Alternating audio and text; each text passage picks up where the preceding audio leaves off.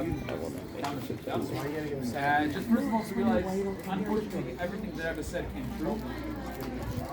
And to realize in the serious nefesh that the people here lived and live, that we should be able to walk their truth. So Jews come back to live in Hebron itself in the early 80s. It wasn't roses and rainbows, but as Rabbi Kahane used to say, I understand the Arabs understands me. There's a war, I win, you lose. You win, I lose. That's fine, that's the way the game works. Nobody understands the leftists that we give them money and they'll love us. It doesn't work that way, it's an insult to the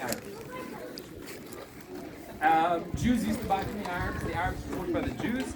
Things go sour here in 1993, 1994 with the Oslo Accords. To refresh your memory, the Oslo Accords was when Israel said we're going to make peace with the terrorist organization. They are going to recognize the PLO, which is a terrorist organization that killed many Yidden, which until today, they are the ones who pay the salaries of the terrorists in the jail. They are the ones that educate the kids to kill Jews. Brings Yasser Arafat Yimach Shemo here to Eretz Yisrael and gives them the hopes to establish a terror state in the heart of the Jewish homeland. 94, 95, the horrible bus bombings around Israel. Those who were the masterminds behind this idea called the victims Korbanot HaShalom, sacrifice with these, let them sacrifice their own kids, not ours. In 1990, end of 1995, Yitzhak Rabin is killed, and together with him dies the Oslo. 1996, big elections here in Israel, something we do quite often here. We have to make it for all the other democracies in the area.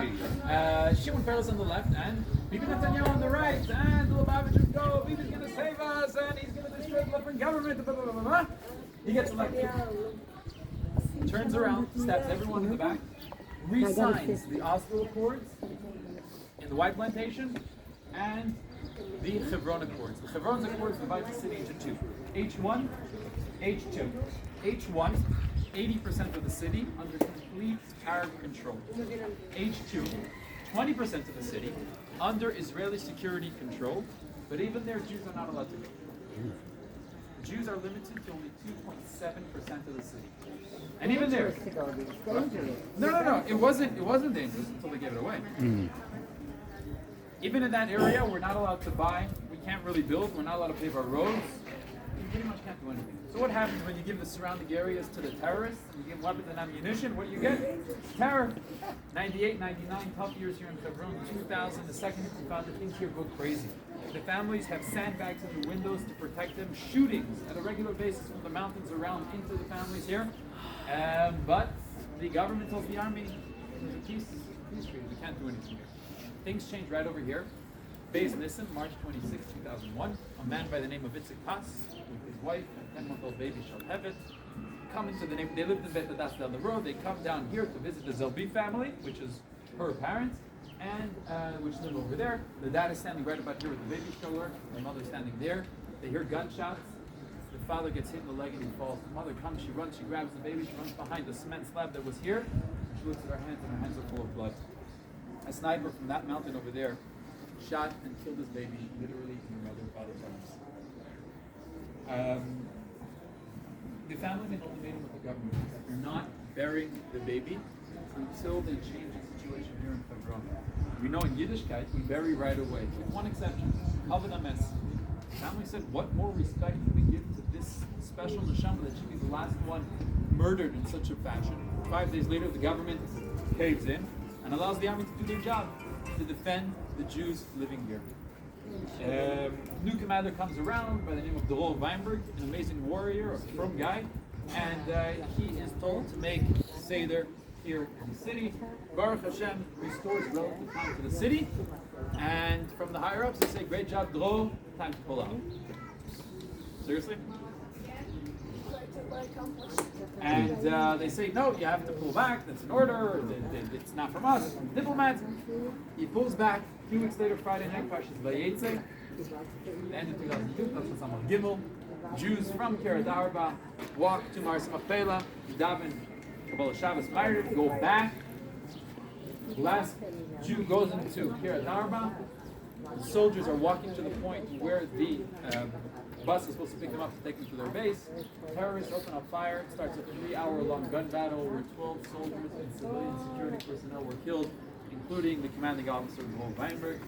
That night to Shabbos, emergency cabinet meeting, made a mistake, oops. I want to go back to our story here. Shalhevet means a flame, and that's the idea of the baby carriage with the flame coming out. What did the Tyrus try to do? Put out the flame, extinguish the flame. I'll tell you they weren't successful. The Pass family moved from Beit Hadassah, they moved here. And 5 more children after that, Baruch Hashem.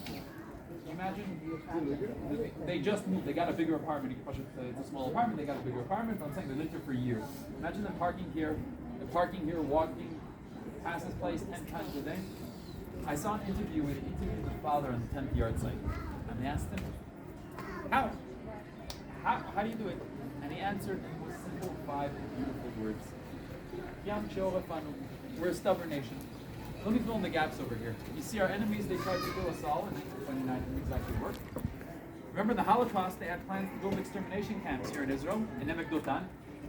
They went to meet Hitler Yamach Shemot to build the camps here, kill the Jews of Israel. 48, 67, Yom Kippur War didn't work. So what do they try to do? Destroy us from within. They blow up the buses, stab us in the street, shoot at our cars, fire rockets into our towns and villages. The second that we're afraid to go anywhere here in the land of Israel, it's handing them the victory on the silver platter, and that's something, my friend.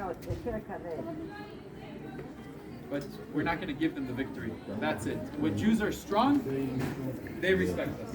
That's what it is. Okay, that so being said, let's go conquer the city. Yeah. That's what we're doing, Jared.